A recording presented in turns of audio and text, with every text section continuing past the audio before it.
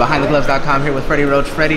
We're here at a Golden Boy win, but let's talk about the biggest Golden Boy fight that's actually coming up, and that's obviously the Canelo versus Triple G rematch. I know the last time we spoke, the fight hadn't been signed yet. We were kind of daring Canelo to do it, to sign it, to make sure, just to show the people that he isn't scared. Your thoughts now that the fight is signed? Well, there's no fighter in the world that's scared of anyone else. That we can eliminate right now, because fighters aren't scared. But the thing is, to get the fight together is not always easy, of course.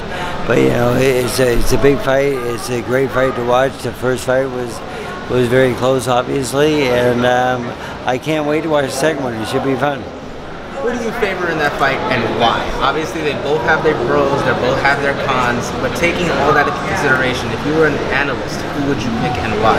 You know, Triple G's my friend. I like him. I know him really well, but I would have to say Canelo. I think Canelo's a younger, fresher fighter right now.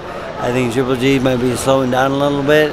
His legs doesn't seem to keep him up with Canelo in the last fight. He's a little bit behind him. And but I do like Canelo to win by decision.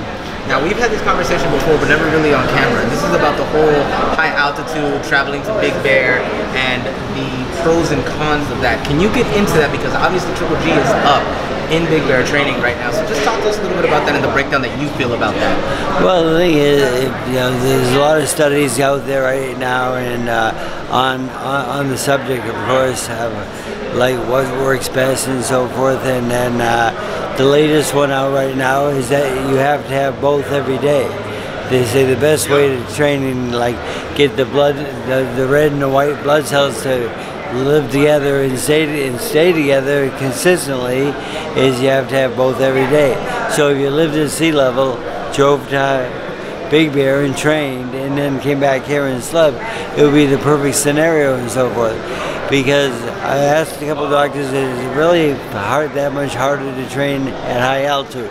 He says it takes about 2 to 3 times the effort that it would take to train down at sea level.